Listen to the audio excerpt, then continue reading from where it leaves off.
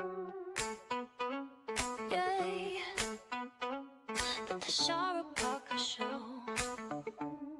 The internet's favorite cousin. A different perspective on news, culture, and hot topics. The Tashara Parker Show.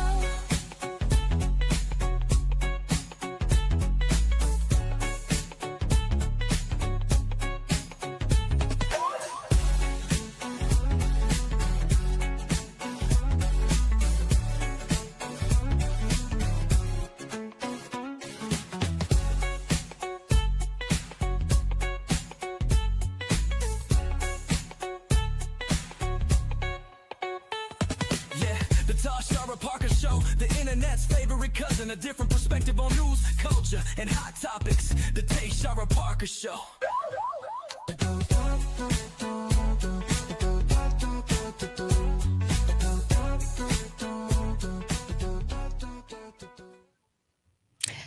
Good morning, good morning, good morning, cousins. Look, this is the first time that we are actually streaming live over on Instagram. So welcome, IG fam. For those of you watching on YouTube, on Facebook, appreciate you guys always being in here, always being on time. I told y'all we are not doing CP time around here. We're trying to make sure we get the show started and get it started right. All right, because that's what time y'all expect us to be on here. For those of you who are new to joining in on this conversation with us, on the Tashara Parker Show channel, you guys know you can always follow us on YouTube, especially if you're on Instagram and Facebook. Come on over to YouTube, okay? That's where we have most of our engagement and interaction. Destiny, good morning to our internet cousins. Yes, ma'am. Aisha, good morning, good morning, good morning. As always, let me know where you're watching from.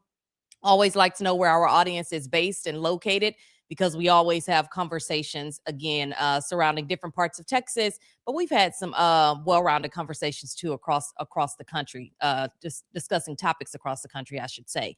Again, Instagram family, I can't see your comments on the live stream, but I can see your comments over on IG. And I do have a screen pulled up where I can monitor some of that. So this morning, you guys, we're starting with what many of you in Dallas told us happened to you during the Texas primary.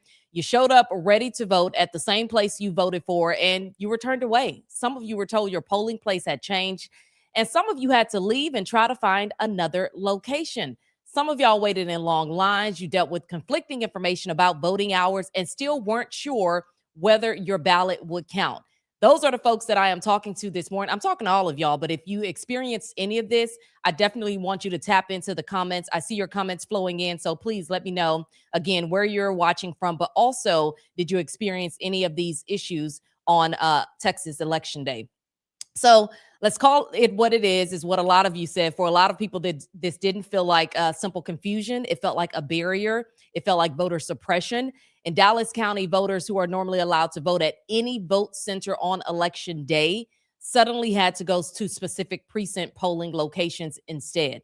Now, that late change meant many people showed up to the places they had always voted in, only to be told that they were in the wrong place. I've seen many of your comments on many of the videos that we've shared, especially in and around Election Day. Research from the Brennan Center shows that these kinds of last-minute changes, by the way, can have some real consequences, especially for communities of color, voters who rely on public transportation, or people who can't easily leave work to travel across town to another polling site. So the question many voters are asking right now is simple. Was this an election administration failure, or were voters effectively blocked from the ballot box? To help us break down this conversation, I am joined by a friend of the Tashara Parker Show, and she's been with us before. I sounded real country right there. Natalia Contreras, reporter for Votebeat Texas. Good morning to you. Good morning. So glad to be here again. Always happy to have you. And I do want to make mention that Votebeat is a nonprofit newsroom focused on voting access and election administration across the country. Natalia has covered how government policies affect communities of color, and her team has been closely tracking what happened in the Texas primary. I told you this earlier, Natalia, before we jump into some of the stories making headlines right now. I actually want to start with the work that you and your team are doing at Votebeat, because in a moment when a lot of local newsrooms are shrinking and communities across the country are losing reporters who cover the nuts and bolts of government, Votebeat is doing something really different. Your newsroom is focused specifically on how elections actually work, and I think that's incredibly important right now. Can you tell folks about your newsroom? What are some of the topics overall that you cover and why this is essential work that is happening right now?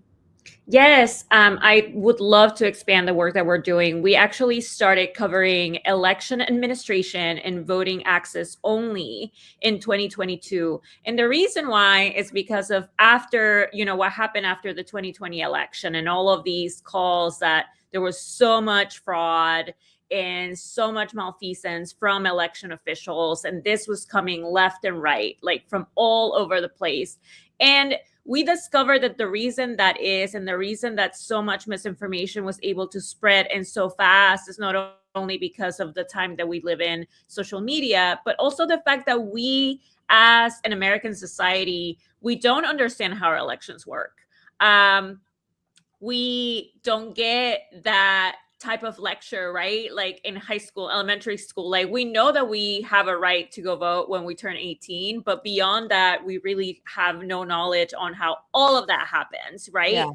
Yeah. Happens after you check in at the polls and you put your ballot in that scanner. Is it actually counted? Like what happens then and who handles all of that? Like we are so unaware of that. So that is exactly the work that we do. We try to explain to our readers, if there's an issue like the one that you're mentioning right now and what happened in the Texas primary in Dallas and in a few other places, and what caused that and how long had that been in the works and what allowed that to happen. So I actually cover all of this ever since the Dallas Republican Party specifically had plans to do this, and I can get into how this out and what happened. When you and your colleagues, Natalia, are meeting in the newsroom or having these conversations, right?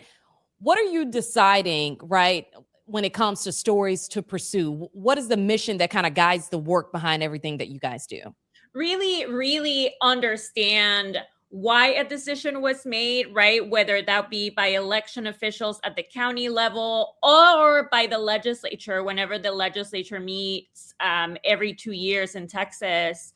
I am covering the type of laws and the type of changes that they want to make to elections. And so I'm covering it from that policy perspective first, in order to kind of bring, zoom in into how that could impact voters at the polling place. There have been instances when I've written about a law that was passed by the legislature, and right before it gets enacted, they have changed it because they realized not only how much money they were going to spend that wasn't necessary and how badly it was going to impact voters. And we've been able to do that with the type of work that we do. So really bringing in the perspectives of not only the people that run elections and how changes are going to impact them and whether they even have the funds to pull something off, and then how that ultimately can impact voters if an elections office has no resources to pull off a new law, and then try to get it done, and then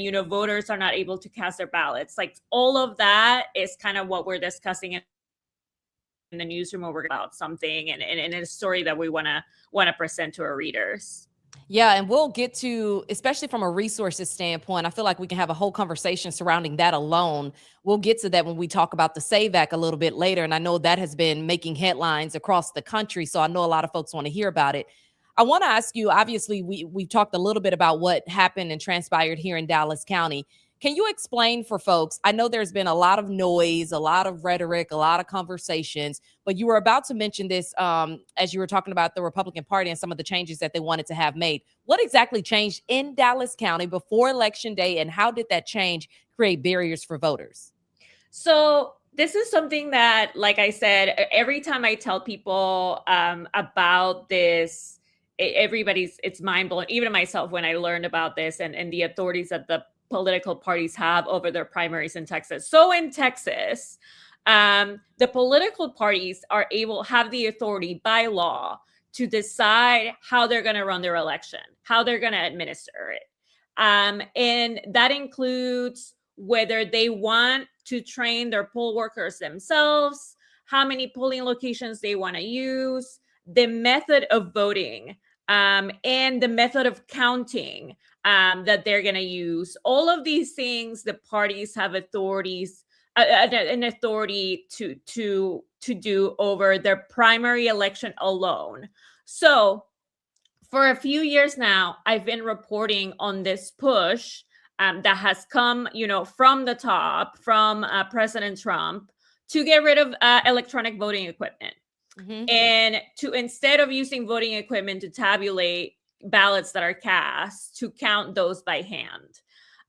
This is something that I've been covering since 2023. There was actually a guy that came over from Colorado. His name was Mark Cook, who's been pushing this type of message of like, let's get rid of the machines in hand count, right? The machines are bad. Election officials who are using the machines are like going in and changing the votes. There's actually like no evidence that this is happening at all. Right. Um, Right.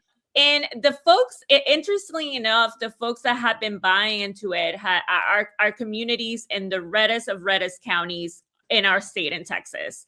And, I mentioned this person, Mark Cook, and he is from Colorado, because he also had been doing this tour across our state with Tina Peters. Tina Peters is a woman who was actually convicted in Colorado for trying to, get into voting equipment, which is not allowed by, Right.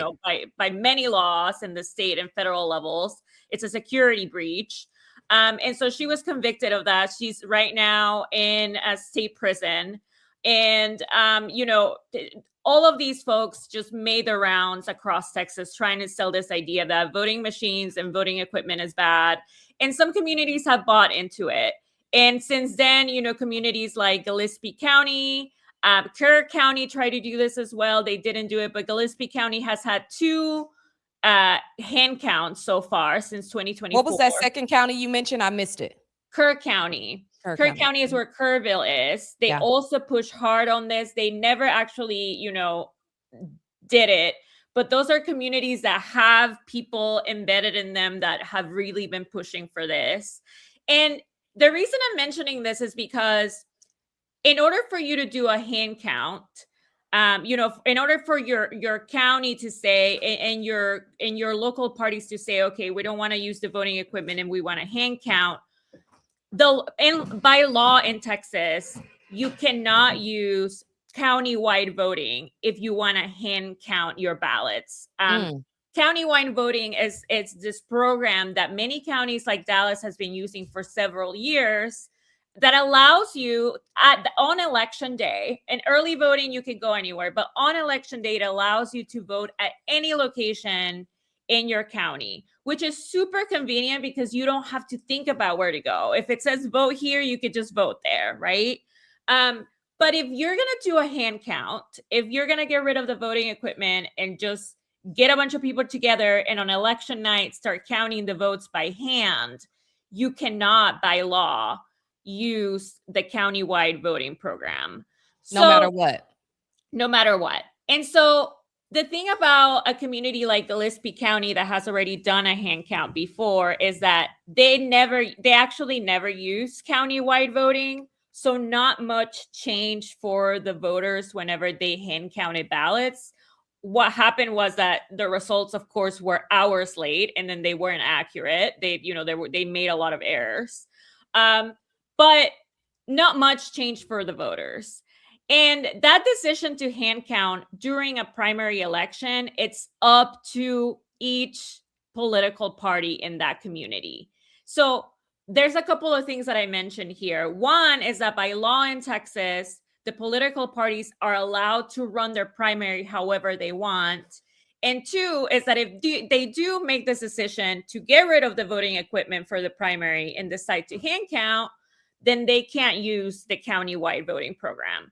Now, in Dallas, they actually had planned to hand count ballots, if you can imagine how that would have gone.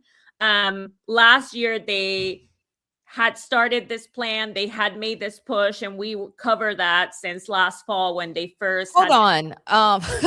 Yes. Natalia, for folks who don't follow this stuff closely, like this is your work, right? This is your lane. Yes. For folks who don't follow this lot. stuff closely, what do you mean Dallas was trying to hand count? And was it a certain party in Dallas, or were they The Please Dallas explain County, that. yes, the Dallas County Republican Party voted to hand count ballots. And this actually wasn't the first time that they tried to do this. They tried to do this in 2023 for the 2024 primary as well. And at that time, they decided against it because, of course, it would have been a huge undertaking. It would have taken thousands of people so many hours to count ballots. We would have never had results. Natalia, what's the historical context of this? And if you don't have the answer right off the top of your head, that's fine. But is there some historical context on why? I feel like I know the answer, but I feel like you can put it in better terms. What is the historical context of hand counting ballots? Why would that even be an option? Why would they want that to be an option for the vote count? So, like I was saying, this all started with this narrative that, the 2020 election was stolen and there's something that had to be wrong and that machines were changing votes and that election officials were changing votes, right? Mike Lindell, I'm sure some of you guys are familiar with him. If not, he is the CEO of the My Pillow company and he is an election conspiracy theorist, Yes. ally of President Donald Trump.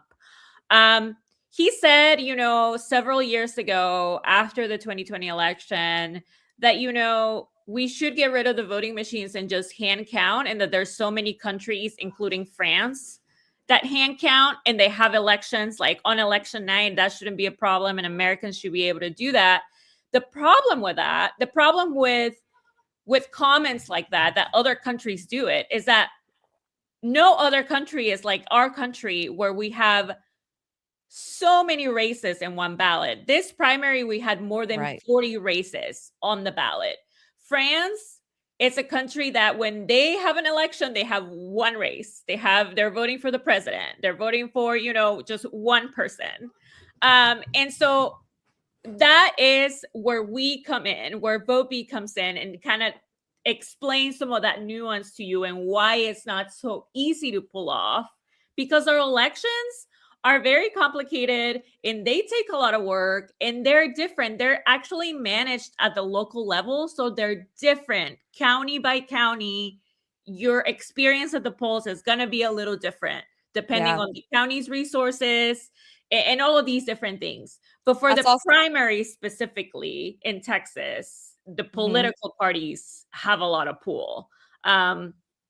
Anyway, sorry, I cut you off there. No, you're fine. I was just going to interject. And I saw someone earlier that mentioned, the executive director of the Dallas County Democratic Party was talking about how the office received a lot of complaints of, people showing up at different polling locations that weren't their exact polling location on election day.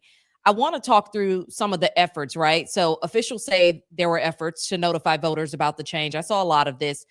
But people still showed up to the wrong locations. And research shows when polling places move or voters have to travel farther, turnout can drop, especially in minority communities.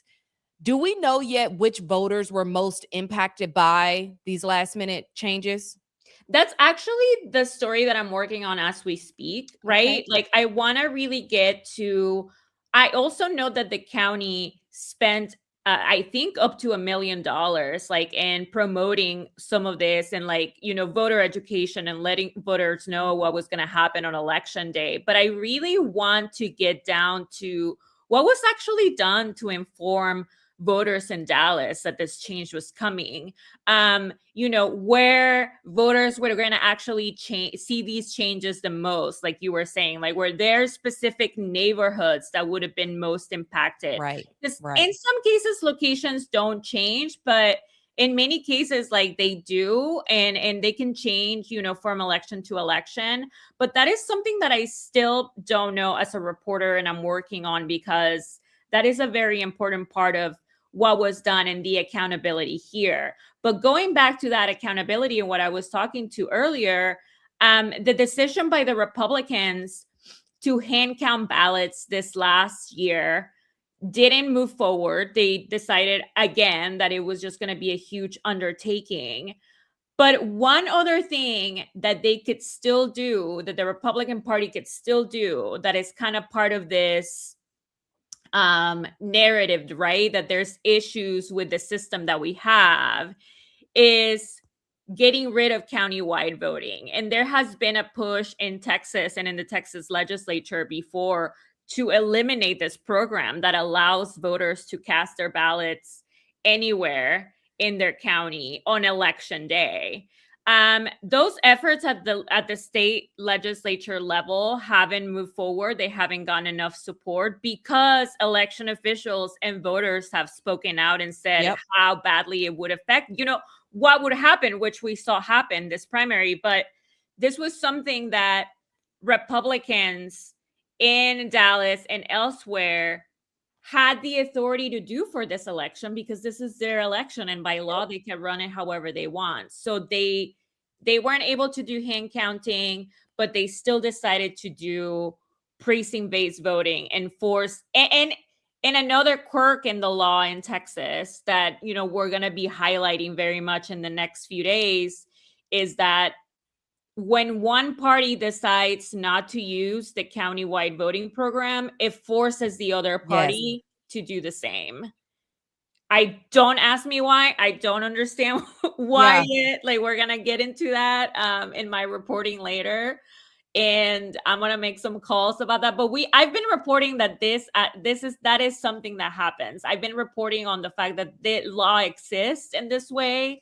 And so I do want to be extremely clear on the efforts. So let's say come November for the general election, right? Come November, with whatever efforts that are at play right now, are there still efforts now to try to get rid of county-wide voting come November, or that's just something that's going through the legislature?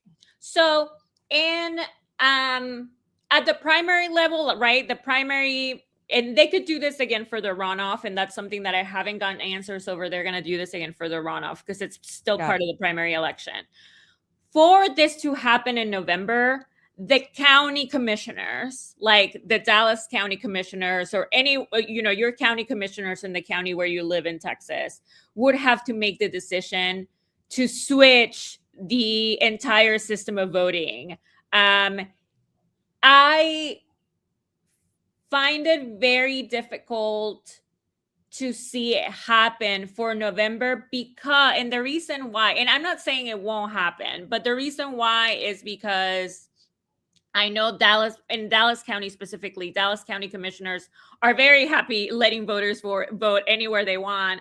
Also, they have contracts with the companies that they pay to have the voting equipment at each of these locations, so they can't just throw away millions of dollars that they spent on this. So I don't foresee this happening right away for this election, but I also don't rule it out in some counties that are kind of like in the verge of turning blue, For example, Tarrant County. That's a county that's, the commissioners are heavily red, but also it's, the home of Fort Worth. And so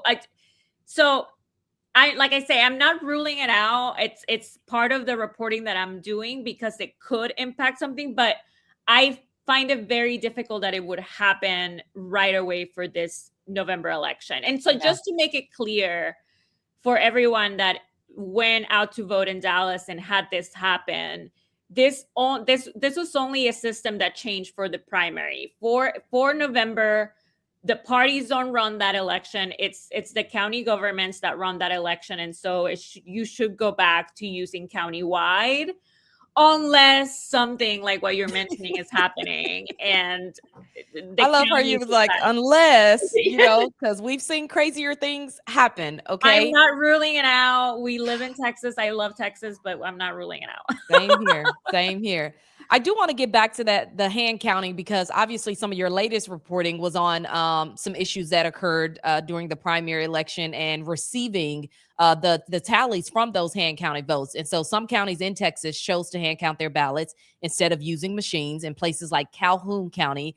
And that decision led to some serious delays. Tell us about your reporting. What was happening? What response did you get from the folks out in Calhoun County about why it took them so long to send those numbers over at this point, several days? Yeah, let me just kind of tell you, I actually was in Eastland County, which is a couple hours west of Dallas, west of Fort Worth, west of Dallas. Eastland County decided to hand count. I went there initially because I had already been. Gillespie County in Fredericksburg also hand counted this year. I had gone to Gillespie in 2024, so I was like, okay, which is the county that's doing this for the first for the first time? My colleague Jessica was in Gillespie County, so I was aware of these two counties only that were hand counting, and so I was in Eastland. And let me tell you, in Eastland, I was there. I started reporting on this hand count at 7 a.m. on Tuesday, which is when by law they're allowed to start counting ballots that were voted early, mail-in ballots, and ballots that were voted in person early. And I didn't go back to my hotel where I was staying until like close to noon on Wednesday. Ooh. And they were still not done counting in Eastland. I slept for a couple hours. When I woke up, I checked in to see where they were at. Finally, at like 5:45, the elections administrator told me, okay, they were done counting at like 2:00. And then she still had to enter all of the tallies, all of the numbers, and manually into the state system. And so she wasn't done until 6. And so I'm here telling you that I didn't go to bed. I didn't go to sleep till like noon the next day. They didn't go to sleep until like that evening, Wednesday. Now, were you that, Natalia, just covering the story, or were you an overseer? Are there people that oversee this process, right, that are nonpartisan, or what? That's another thing that I should say about hand counting, right? Like people that are promoting hand counting and getting rid of the voting machines say that it's so much more transparent and that, you know, it's so much better because X, Y, and Z. It's so not transparent. Like if you are not a person that has been appointed to count the ballots, unless you're a poll watcher appointed by a candidate, no one really can see who counted. And the party, wait a minute. Nobody really can see the count. So you mean to tell me you could be in whatever, some location counting ballots, and if no one has taken the authority to appoint someone to monitor this count, it's just a select group of people that are counting the ballots? That's right. And that's right. And in Eastland, the Republican Party would not tell, not even the county election official would not tell them who was counting, who they got to count, who they trained, how many people they trained. The counting for the election day ballots happens at each of the polling locations. But if you are not an election worker or a poll watcher, you can go in there, right? Like if you're going to go into a polling location, you're going to go in to vote. I can't go in there. Cameras are not allowed. None of those things are allowed. So I couldn't see any of that part.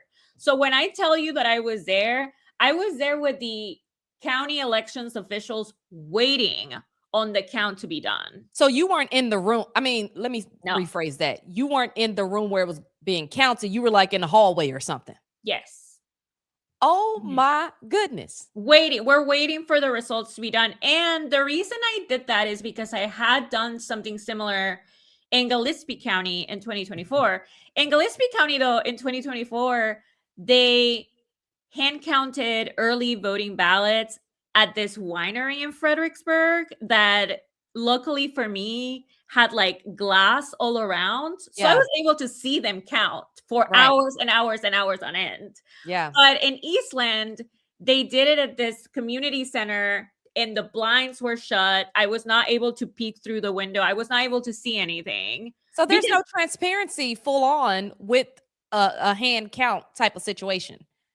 No, not unless you're a poll watcher that's appointed by a candidate. Correct. And let me tell you that poll watchers are just like anyone else. And you would have to get like a candidate would have to get multiple poll watchers in order to sit there and watch these people count for hours and hours on end. Also, is it like, so obviously we know how the ballot look. Is it the same type of ballot that they're receiving where they're looking at it and saying, this one goes for Crockett, this one goes for Tallarico? Is it like that?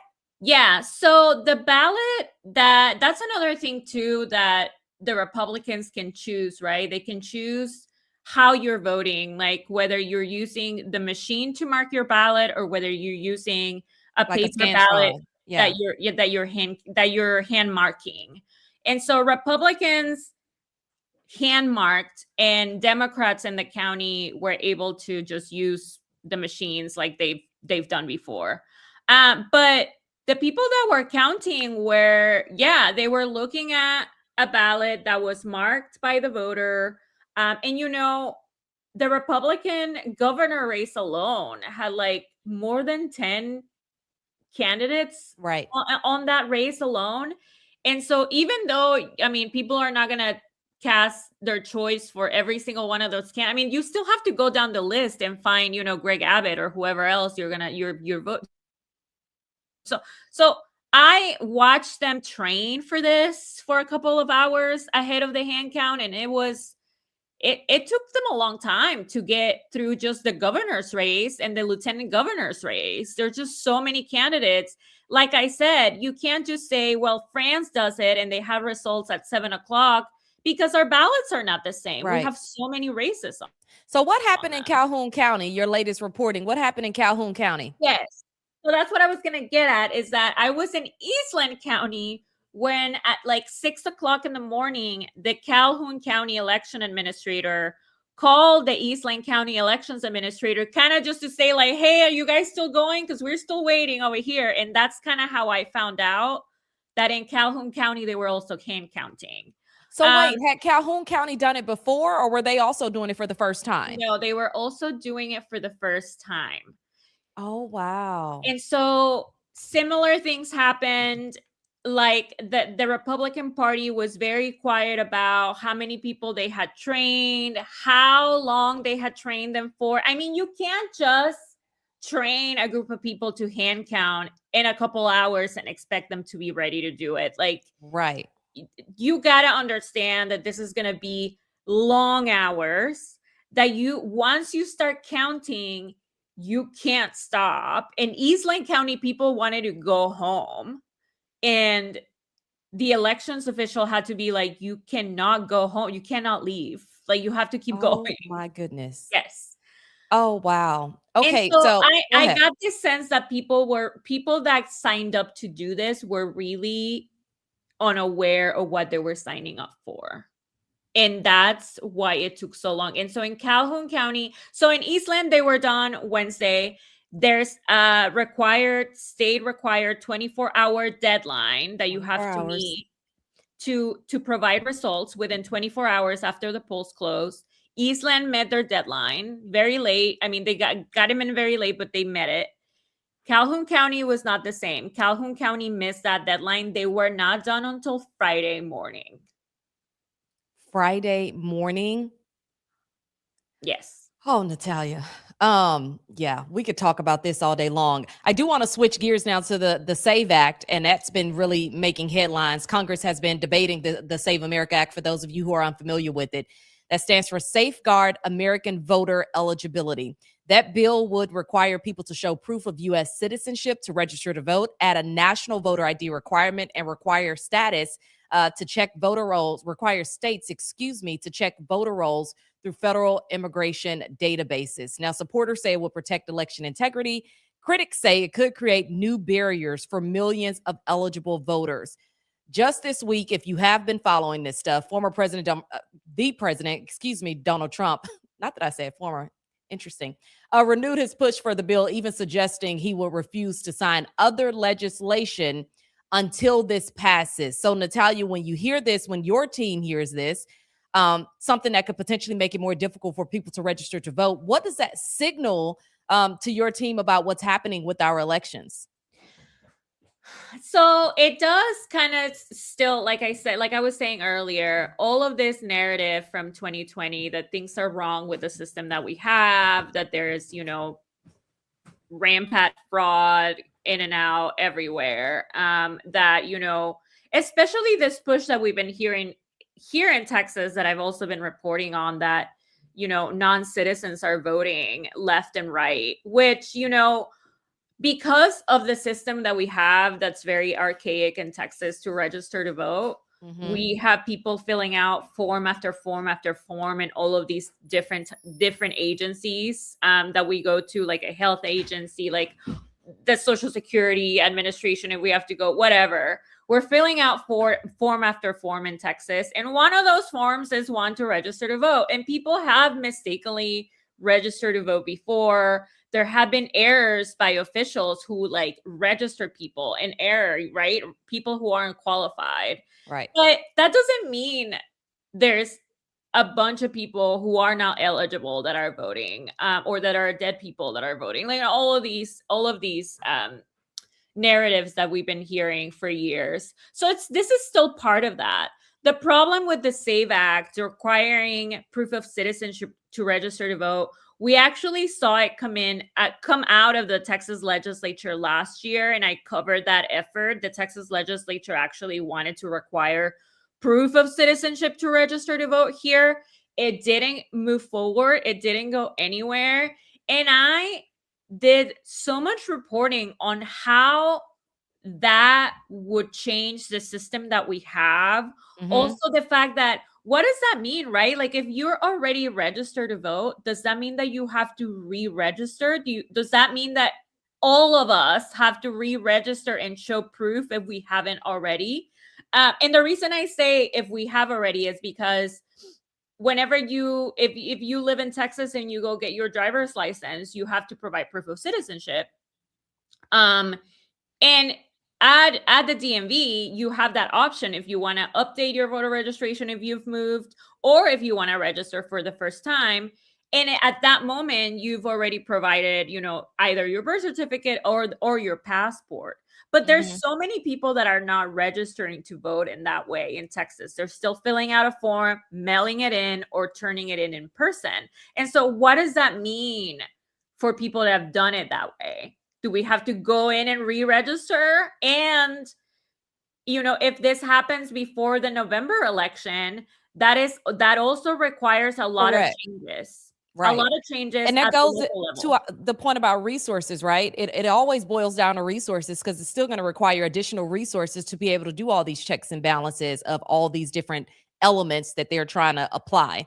So, when I was reporting on this effort by Texas to require proof of citizenship to register to vote, I talked to election officials who were like,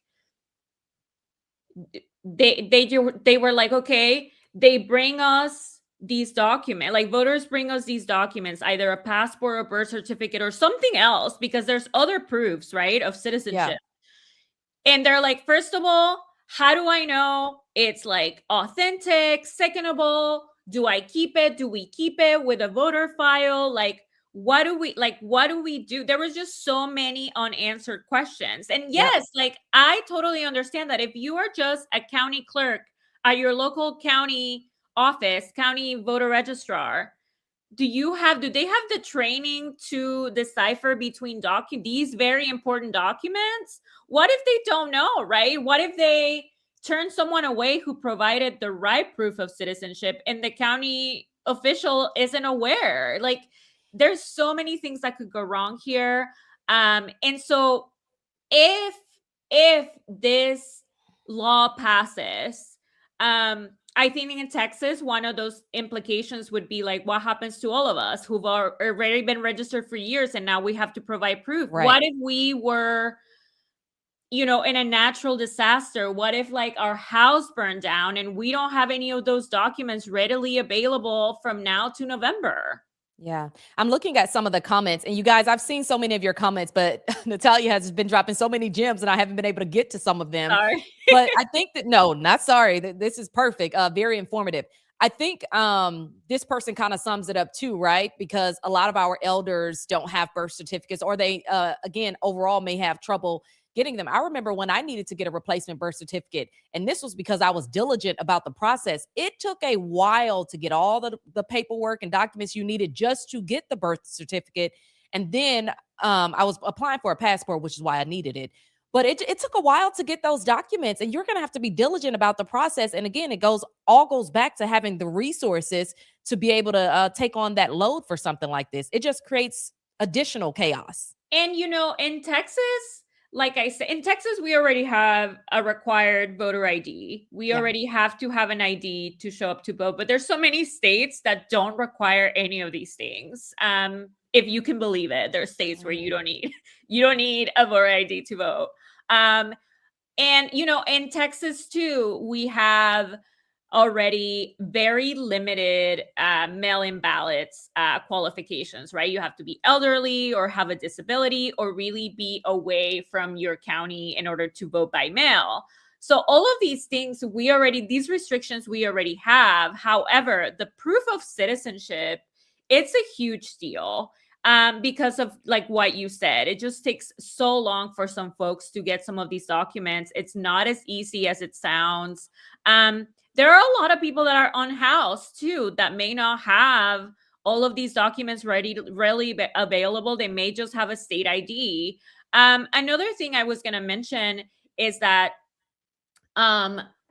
whenever you're doing these changes too, it also puts in a strain on, like you were saying, the resources, right? Like at the county level, how many people is it going to take for them to now re-register everybody in a community and then, keep track of their documents and keep track of everything that needs to happen and the checks and balances that need to happen for this to go on. So yeah, if this were to pass, I think not just in Texas, but in states also that don't have these requirements or some of these requirements already in place, it's going to be hard. And if you think about, when you go to the airport and the real ID, how many years have we been seeing them push back the real ID requirement? Yep. Correct. Exactly. There is a reason, and that's resources, right? Trying to make sure everybody has it. There is a reason why they have for years been pushing back the deadline or the requirement for a real ID in order for us to travel,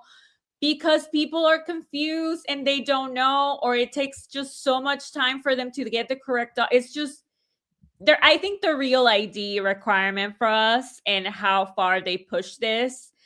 They push that deadline. It's a great example of how this is going to go here. However, traveling is one thing, voting. Okay. It's a big traveling big impacts priority. Some of us, voting impacts almost all of us. So all of us. Yes. Yeah. So Natalia, I hate to wrap this up, but we got to get to our next interview. And I'm so grateful and thankful that you made time for us. And I truly just want to say you're a wealth of knowledge, and we need people like you to continue covering this stuff. Otherwise, it's just going to be swept under the radar and folks won't continue talking about it. So having Votebeat, a newsroom dedicated to elections and the voting process, is certainly necessary work. Natalia Contreras, thank you so much. How can people find you, Natalia? Thank you. Please just go to votebeat.org. We have free newsletters. All of our work is free, no paywalls, nothing. So please just keep up with our work and let us know what you think. Which no paywall is a big deal in this day and age, because you go to some of these sites and baby, you are inundated with multiple ads, pop-ups, and you can probably read 2 paragraphs of the article and they say, look, go ahead and run us our coins before you can get to the rest of it. So Natalia, again, appreciate the work and appreciate the work of Votebeat as well. Have a good rest of your day. Thank you. You're welcome. Okay, folks. So again, lots of conversations. And one of the stories that you guys know that we have been following here on the Tashara Parker Show is who gets access to opportunity, right? Whether the systems in place are working fairly for everyone. And we've been following the Texas Hub program and the issues that have come along with it, including the latest on a lawsuit. And this is a major issue unfolding right now in Texas that could have a huge impact on small businesses across the state. In fact, it already has. For more than 3 decades, Texas has had a program. Now, this program is designed to help minority and women-owned businesses compete for state contracts. Follow me, okay? It's called the Historically Underutilized Business Program, or the HUB program. In 2024 alone, businesses in this program secured more than $4 billion in state contracts. But late last year, Acting Controller Kelly Hancock used emergency powers to restructure that program, effectively removing roughly 15,000 minority and women-owned businesses from eligibility and limiting participation largely to service-disabled veteran businesses.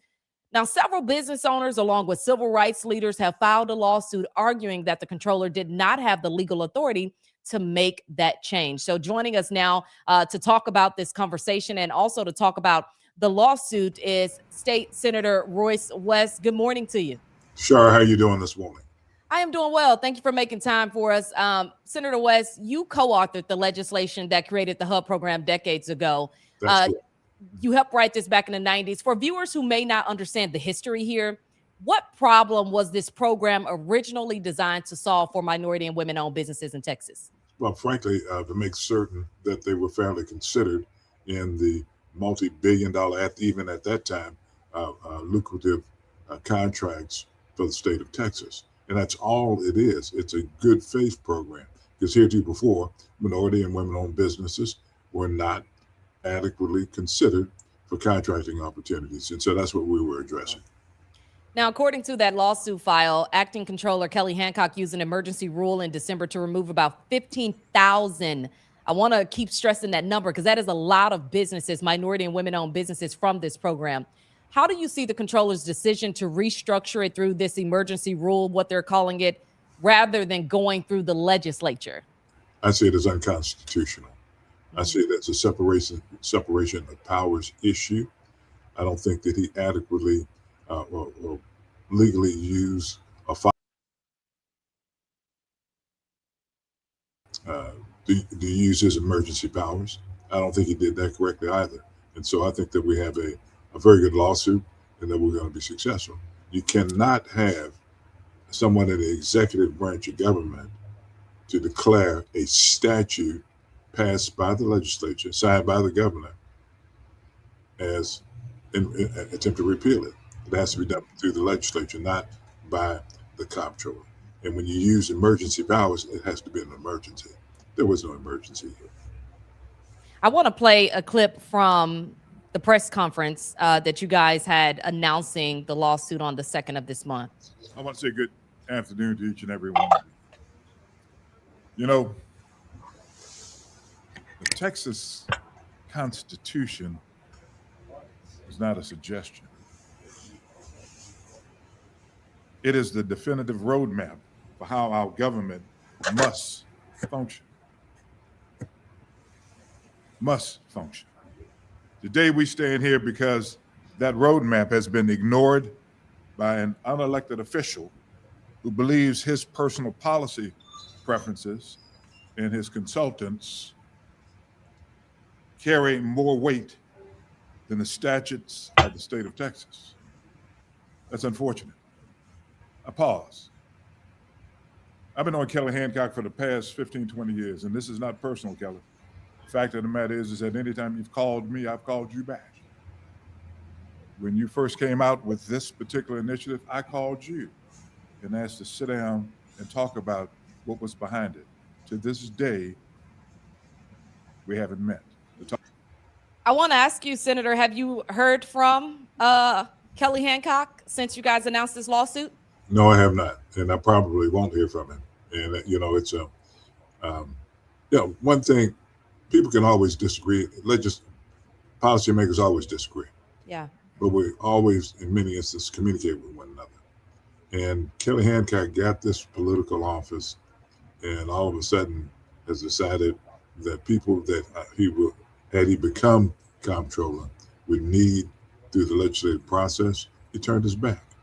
And the fact is this: what I was going to ask Hancock to do was to sit down and have a conversation with minority and women-owned businesses and explain why he did what he did and why he didn't allow them to have input into his decision-making process.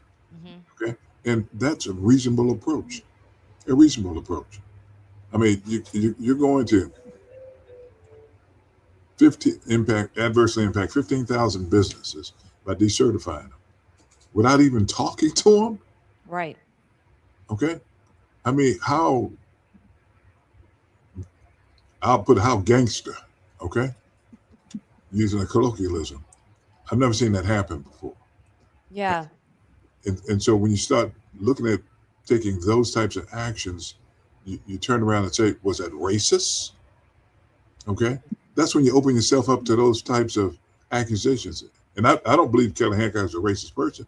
You know, I know what he did will have has a disparate impact on minorities. And then to come out publicly and say, well, this is DEI.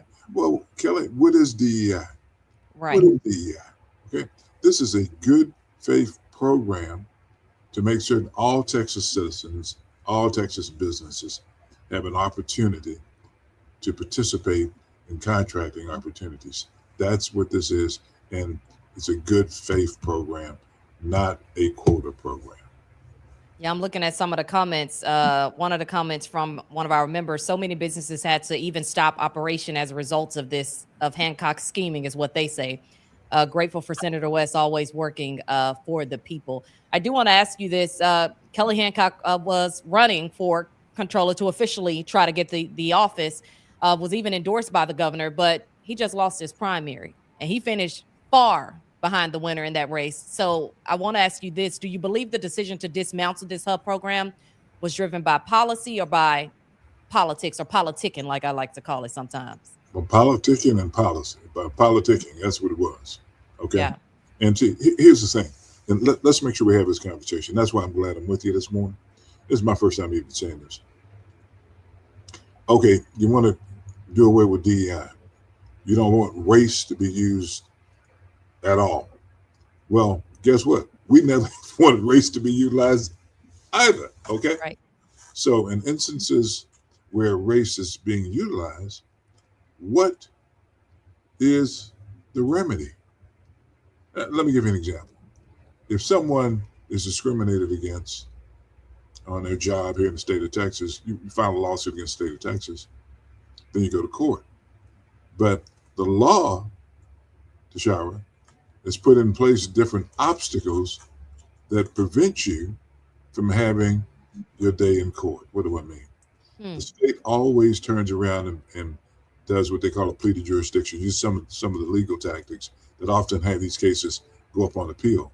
And it takes years to get an appellate decision before you can even start the case in court. Okay, so the point I'm making is, even if we are serious about this, it's one-sided.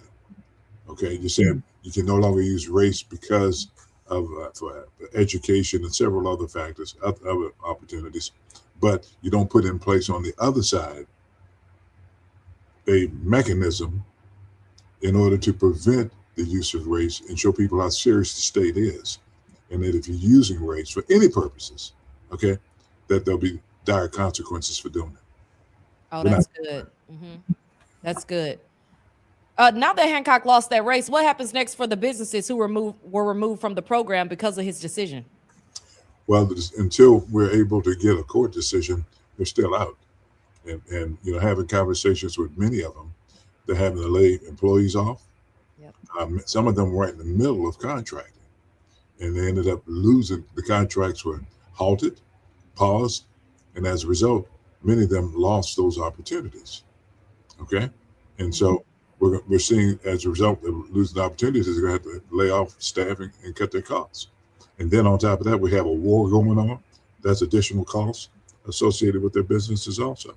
So they're going to have to weather the storm. Have to weather the storm, and they need to be involved in this lawsuit that has been filed. So that's what I want to ask you too. We heard from the plaintiffs in the press conference.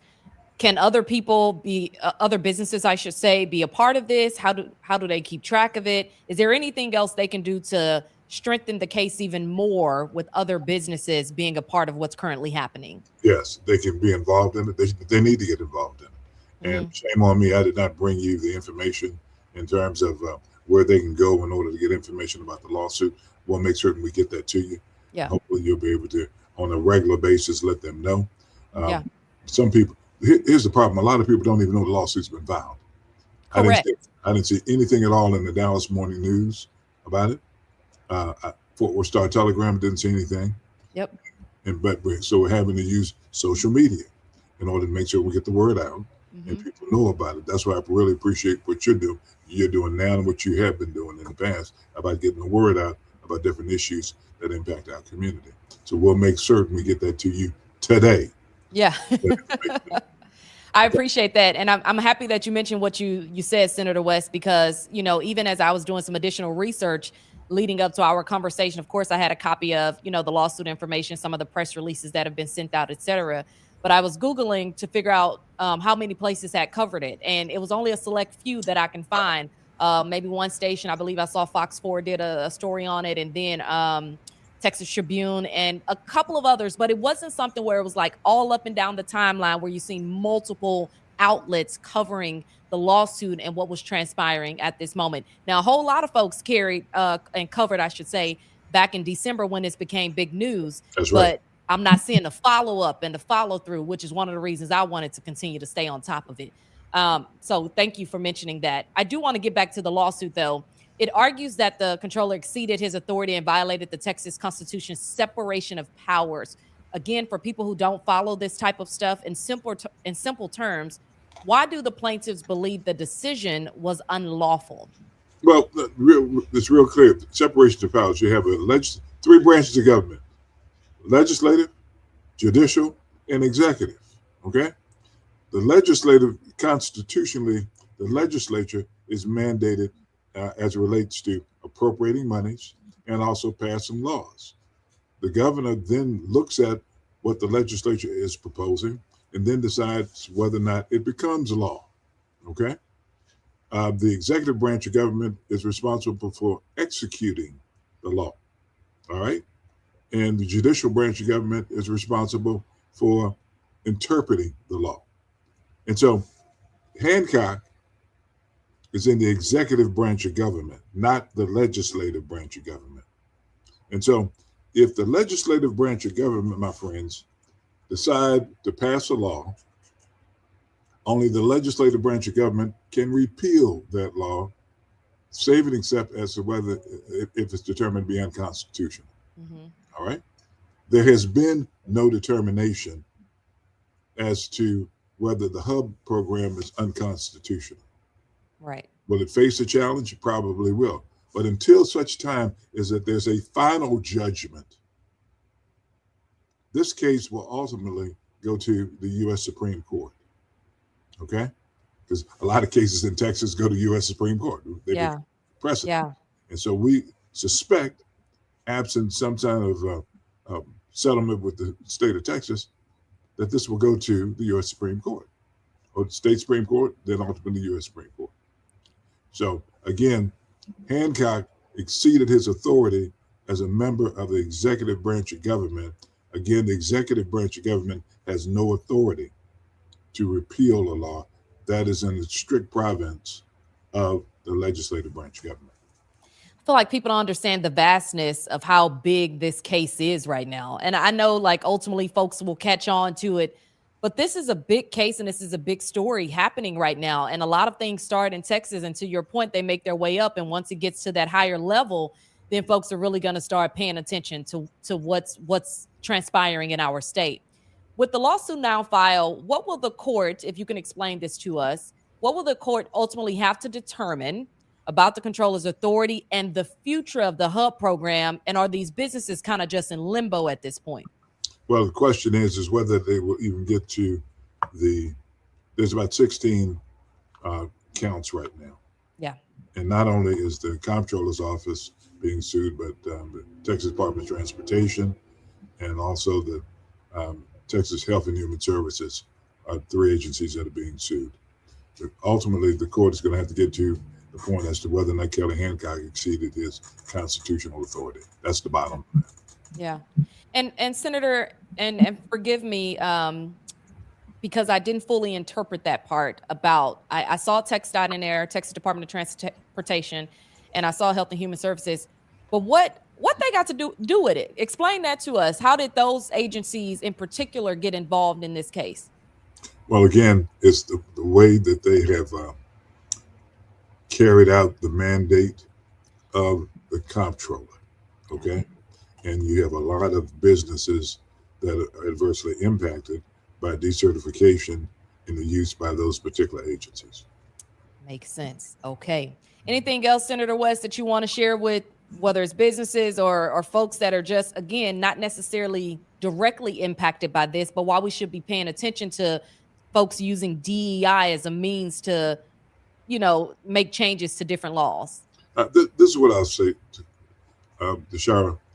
I would hope that those persons that are listening and looking at the program start thinking about whether this DEI is in fact fair.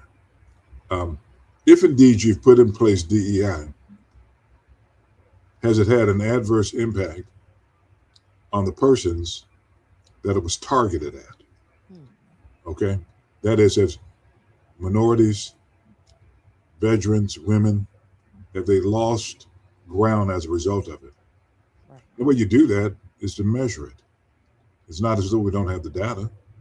We measure it and see whether or not by removing it, there's now a level playing field for everyone. Okay, as opposed to being a campaign issue saying we did away with DEI. Okay, if you did away with DEI, what about fairness?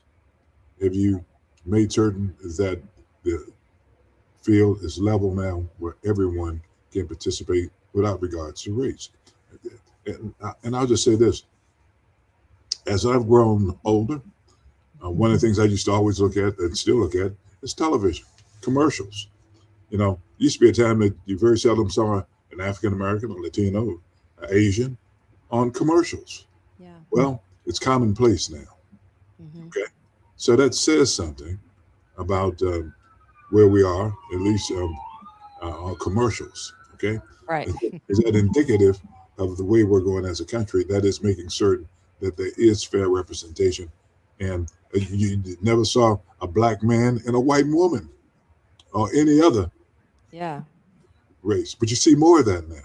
Very commonplace. It's commonplace. So I think that's a good signal. But the Yeah. question now becomes whether we see more of that in terms of contracting opportunities.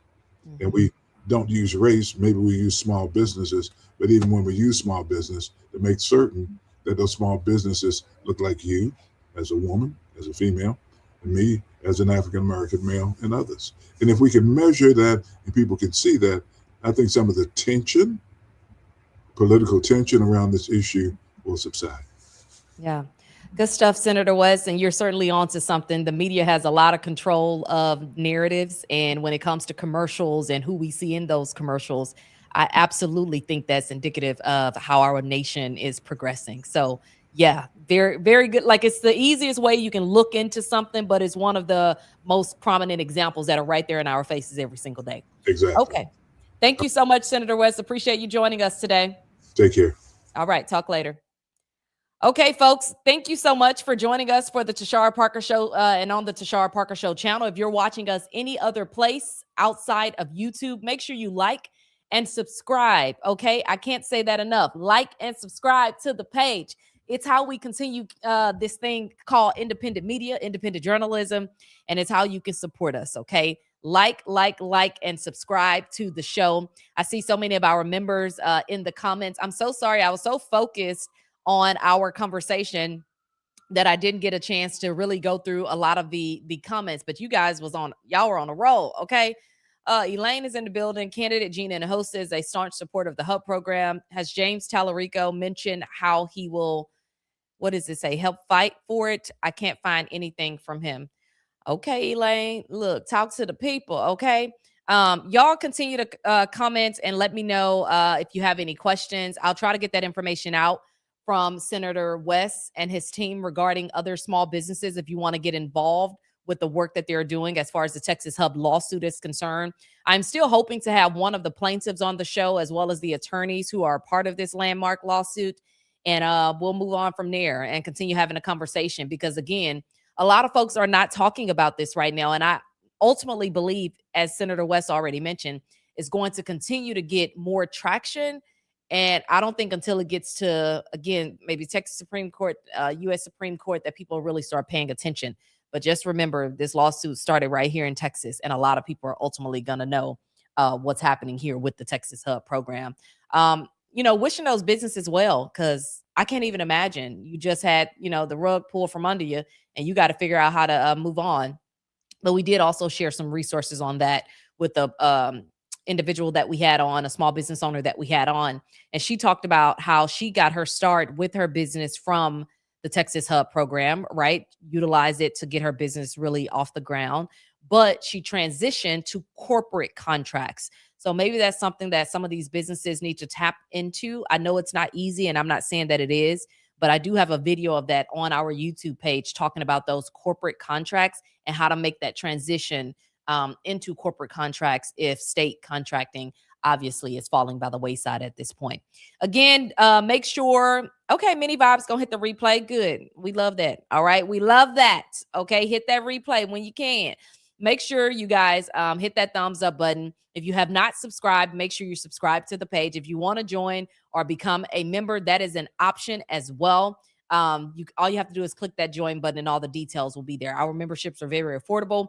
We are about 7 minutes past time, but I did not want to wrap up that amazing conversation that we had with Natalia, as well as with State Senator Royce West. So y'all have a great rest of your day. I will see you back here tomorrow. Tomorrow evening, I will be in Fort Worth, Texas. I will be participating in a conversation or moderating a conversation at Dunbar High School. You can go to my page on Instagram to get more information on that. It's on Facebook as well, I think, but definitely on Instagram. But I will be at Dunbar High School. I will do my best to try to stream from the event. Yeah, and I think that's all I have for you guys. Have a great rest of your day. Talk later. Hey, cousins, thank you so much for watching. Your support is how we keep going. And don't forget to like, subscribe, and share this video. I know you hear me say it all the time, but y'all, that really helps us. It allows folks to find out about the work that we are doing right here on the Tashara Parker Show channel. Remember, we are live every day, Monday through Thursday at 10 a.m. Central. If you like what we are doing, what you waiting on? Okay, don't forget to join the cousin crew. Please consider becoming a member of the Tashara Parker Show channel by hitting the join button. We could not do any of this without all of you. Thank you so much for supporting independent journalism. And as always, subscribe, yes, to the Tashara Parker Show channel. Our voices are more important now than they have ever been. Thank you so much.